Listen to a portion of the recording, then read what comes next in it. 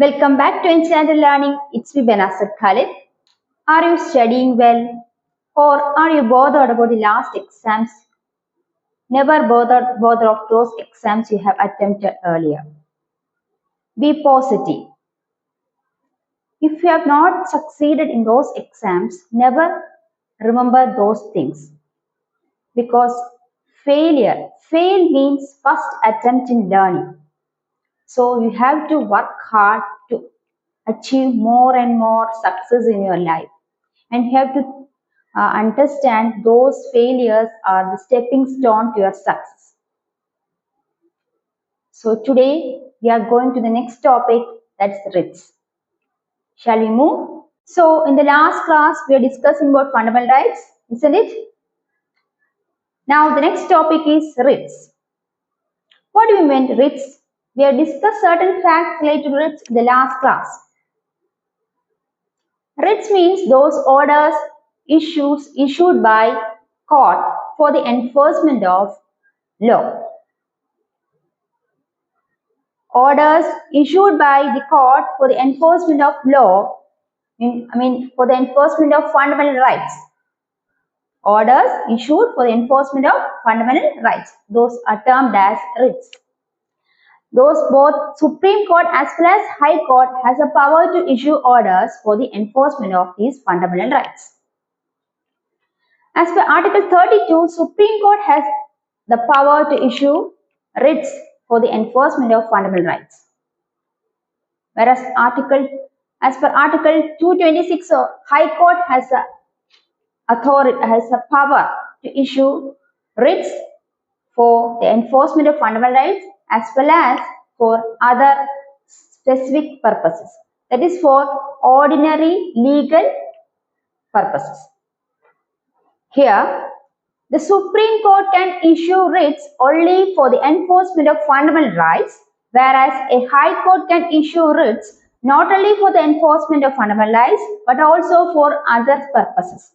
For that other purpose refers to the enforcement of ordinary legal rights. So here High Court can issue orders for enforcement of fundamental rights as well as for other ordinary or other purpose such as for other ordinary legal rights. So High Court has authority or has the power to issue writs for the enforcement of fundamental rights as well as for ordinary legal rights. So here the writ jurisdiction of the Supreme Court is narrower as compared to High Court. Writ jurisdiction of Supreme Court is narrower as compared to High Court because High Court can issue orders for enforcement of fundamental rights as well as for ordinary legal rights. Whereas Supreme Court has only the power to issue orders for the enforcement of fundamental rights. So the writ jurisdiction of Supreme Court is narrower as compared to High Court. The Supreme Court can issue writs or orders. Supreme Court can issue writs against a person or a government throughout the territory of India. Whereas a High Court can issue writs against a person residing or against a government or authority located within its territorial jurisdiction only. Here, Supreme Court can issue writs against a person or a government throughout the territory of India.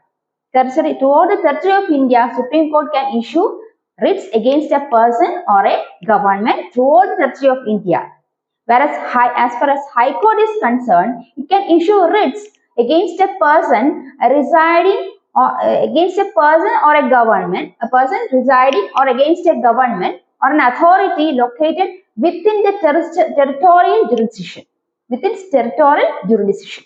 So here High Court can issue writs against a person or a government throughout the territory of India, whereas Supreme Court can issue writs against a person or government throughout the territory of India, whereas High Court can issue writs against a person residing or a government within the territorial jurisdiction, within its territorial jurisdiction. So the territorial jurisdiction of Supreme Court is wider as compared to High Court. So writ jurisdiction of Supreme Court is narrow as compared to High Court. but territorial jurisdiction of Supreme Court is wider as compared to High Court. That's what mentioned here. So we have studied that Article 32 refers to High Court's Supreme Court's power. Article 32 refers to Supreme Court's power to issue writs, and Article 226 relates High Court's power to issue writs, and that's what mentioned in Article 32 and Article 226. Then moving to writs. Mainly 5 types of writs are there. Which are the 5 writs? You have already studied Habeas Corpus, Mandamus, Certiorari, Prohibition, and Quowarranto. We can discuss each and every writ one by one. First one, we are moving to the first writ, that is Habeas Corpus. Habeas Corpus.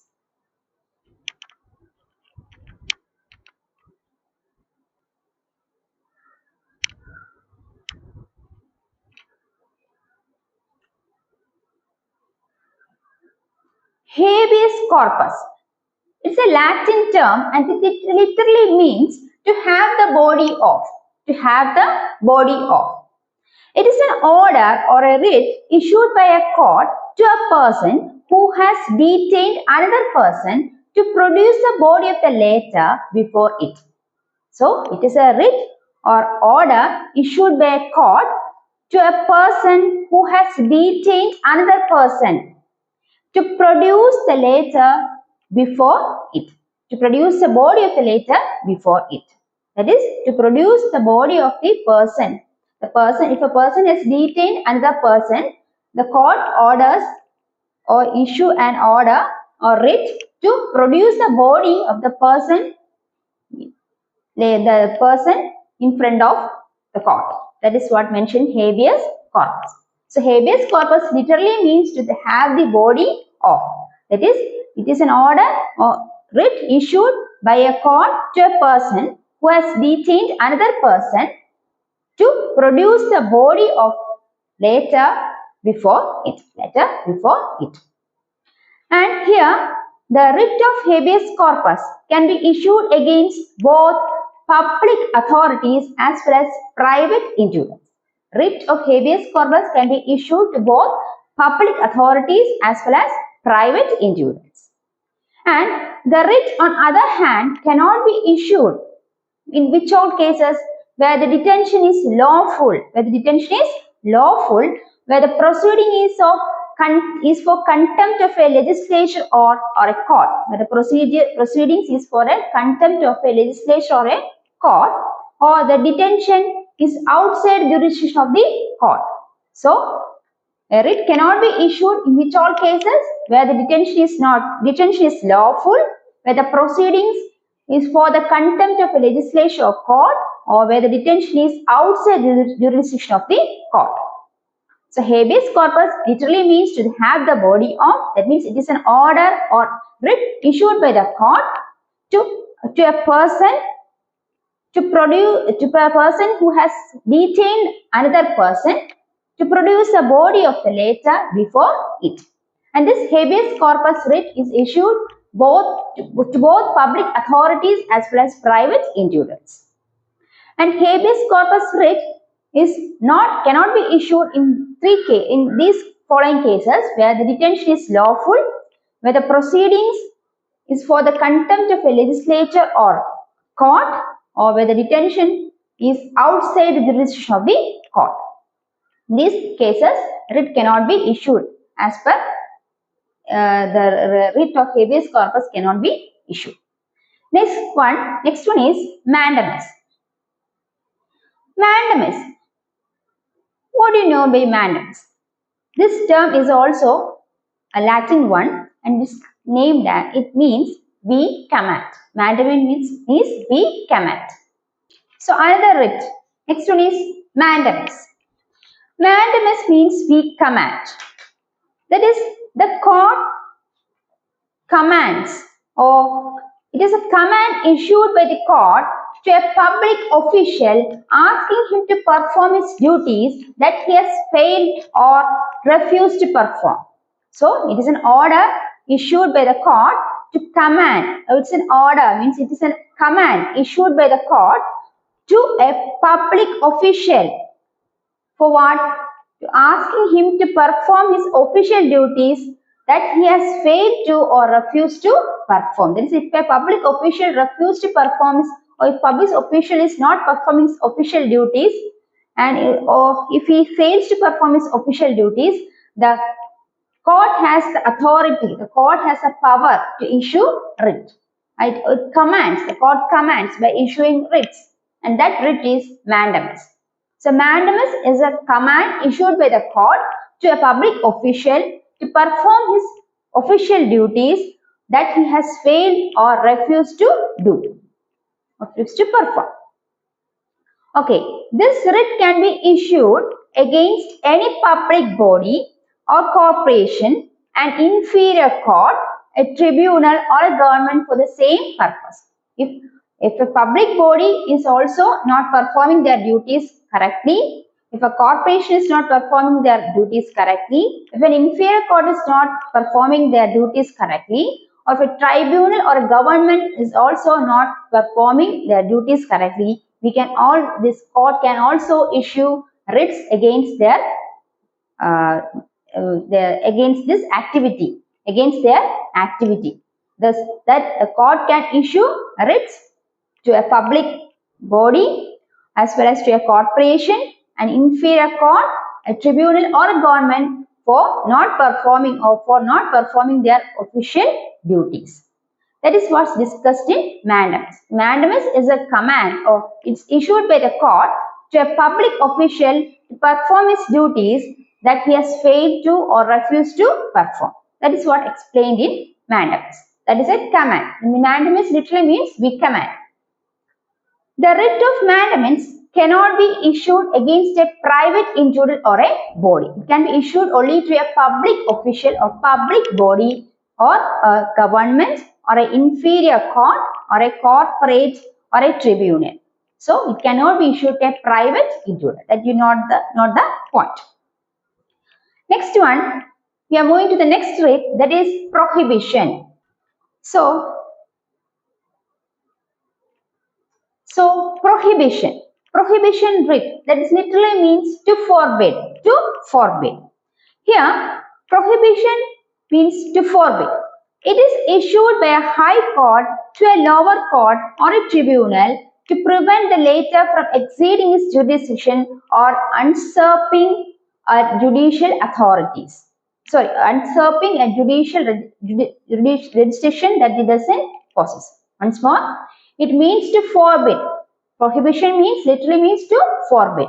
It is a writ issued by a high court to a lower court or a tribunal to prevent the latter from exceeding its jurisdiction or usurping its jurisdiction that it doesn't possess. That is, if a high court, it is a writ issued by a high court to a lower court or a tribunal, in which case, in this case when the lower court or a tribunal exceeds their jurisdiction or they perform certain power, so they exceeds their jurisdiction. If the lower court exceeds their jurisdiction, its jurisdiction, or the tribunal exceeds jurisdiction, then the high court can have the authority to issue writs against that particular lower court or tribunal for exceeding its jurisdiction. That is, it literally means to forbid. That means it is a writ issued by a high court to a lower court or a tribunal to prevent the latter from exceeding its jurisdiction. To prevent the lower court or tribunal from exceeding its jurisdiction. What is what mentioned in prohibition? Here, mandamus directs activity. Mandamus directs the public official or the public official to perform his duties, whereas prohibition directs inactivity. Prohibition directs inactivity. Prohibition is prohibiting the excess activity performed by those inferior authorities. That's what mentioned in prohibition. Next, moving to next writ, that is certiorari. certiorari.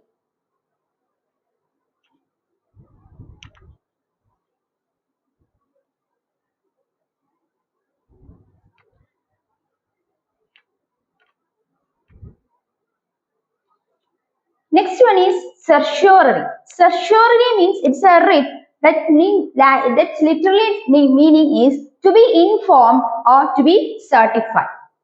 Certiorari literally means to be certified or to be informed. Here it is a writ issued by a high court to a lower court or a tribunal either to transfer a case pending with a letter to itself. Listen here.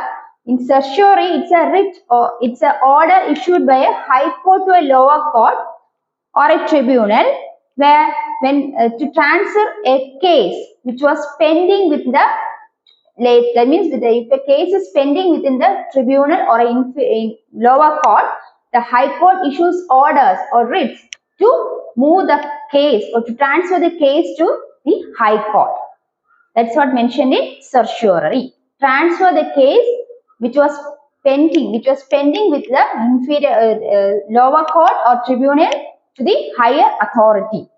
That is what mentioned in certiorari. To be certified or to be informed. That is what certiorari means. Certiorari literally means to be informed or to be certified, or it is a writ or it's an order issued by a high court to a lower court or tribunal to transfer a case which is found to be pending with the later. It is found to be pending with the later to itself.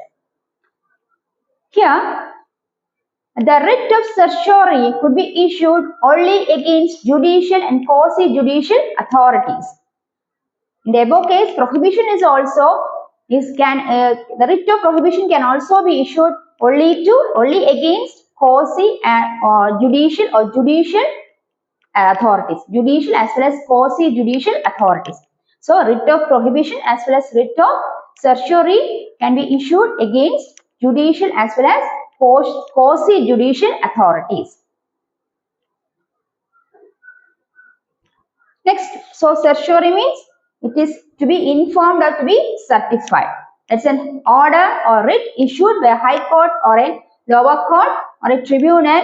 Sorry, it is an order or writ issued by a high court to a lower court or a tribunal to transfer a case pending with a letter to itself.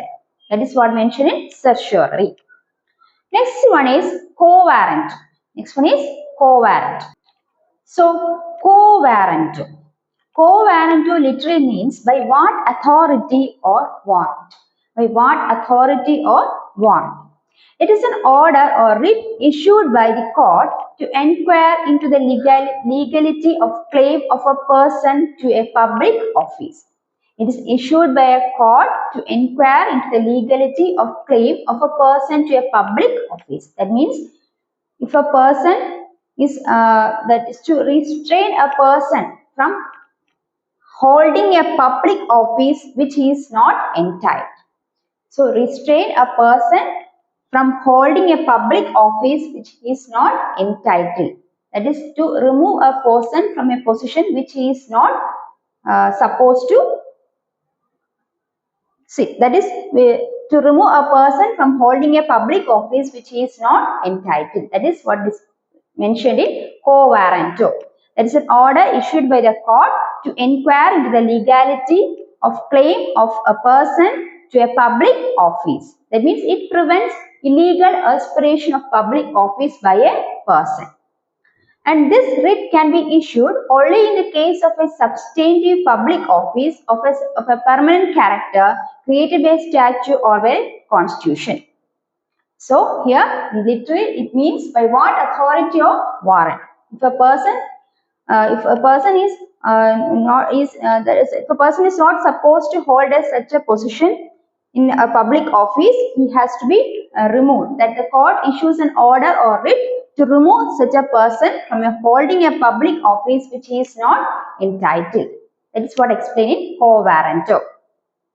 So, quowarranto is an order or writ issued by the court to inquire into the legality of a claim of a person to a public office, or in other words, to restrain a person from holding a public office which he is not entitled. Next one. So these are the main writs we have to look into. So which are the 5 writs? Habeas corpus, Mandamus, Certiorari, Prohibition, and Quowarranto. That's all about the writs. Now, the writ which is known as the protect of personal freedom. Which writ is known as the protect of personal freedom? That is habeas corpus. The writ which is known as the protect of personal freedom is habeas corpus. Next one, the writ which cannot be issued against a private individual. Which writ cannot be issued against a private individual? That is mandamus. Mandamus is a writ which cannot be issued to a private individual. Writ which cannot be issued against a private individual is mandamus. Then the writ which can be issued against judicial as well as quasi-judicial authorities, that is prohibition as well as certiorari.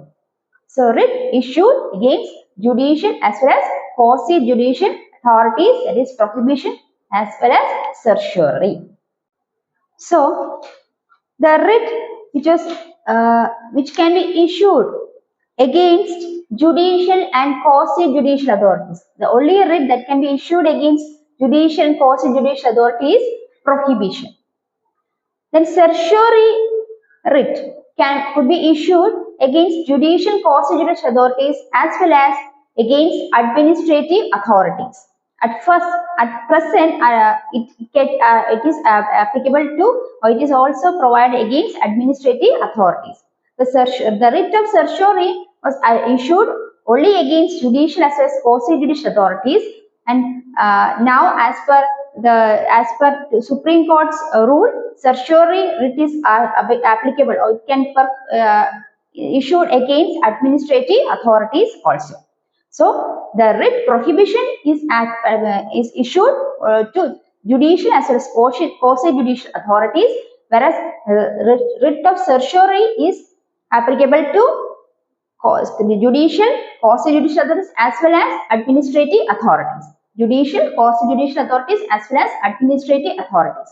So the writ issued against judicial and quasi-judicial authorities is prohibition, and if it administrative authorities also included, then that writ is certiorari. So certiorari writ is issued to judicial, quasi-judicial authorities as well as administrative authorities.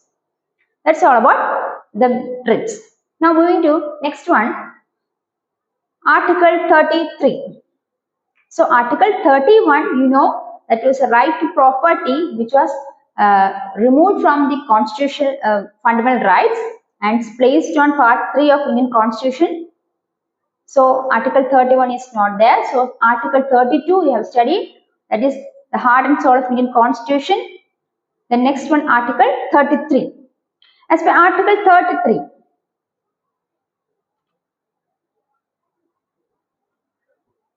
Article 33, it empowers the Parliament to restrict or abrogate the fundamental rights of members of armed forces, paramilitary forces, police forces, intelligence agencies, and analogous forces. Article 33 empowers the Parliament. It empowers the Parliament, provides power to the Parliament to restrict or abrogate the fundamental rights of members of armed forces, paramilitary forces, police forces, intelligence agencies, and analogous forces. So it is the power of Parliament. Article 33 refers to the power of Parliament to restrict or abrogate the fundamental rights of armed forces, members of armed forces, paramilitary forces, police forces, intelligence agencies, and analogous forces. Here, the objective of this provision is to ensure the proper discharge of their duties and maintenance of discipline among them. So, this Parliament empowers certain restrictions for what? To ensure the proper discharge of these army or paramilitary forces duties and maintenance of discipline among them. This power to make laws under Article 33 is conferred only to Parliament. So, the power to make laws under Article 33 is conferred only to Parliament.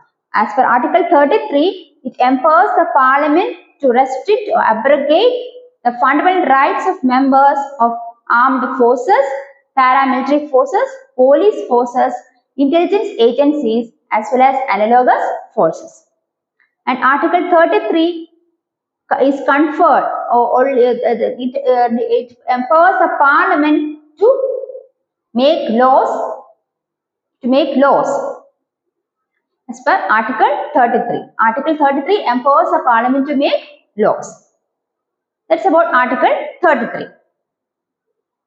Next one, Article 34. Article 34. Article 34 provides restrictions. Article 34 provides restrictions on fundamental rights while martial law is in force in any area within the territory of India. So, as per Article 34, it provides certain restrictions to fundamental rights while martial law is in force in any area within the territory of India. That's about Article 34. Then Article 35. Article 35.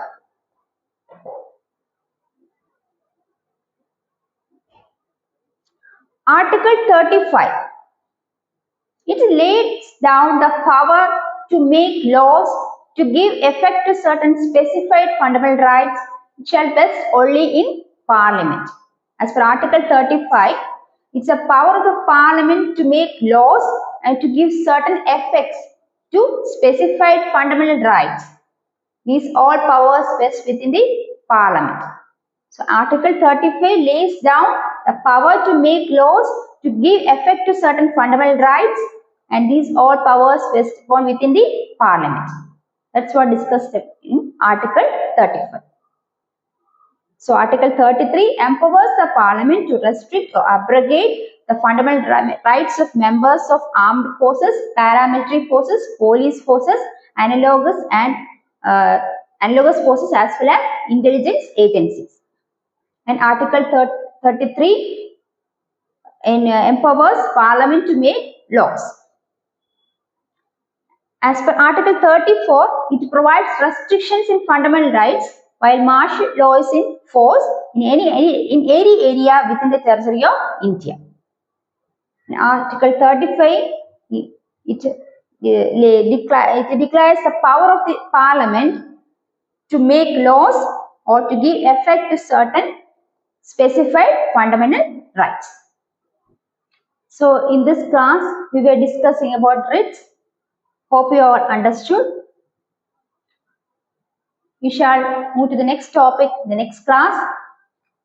If this class is helpful to you or useful to you, please subscribe my channel and watch for further videos. Till inspire from me. Thank you.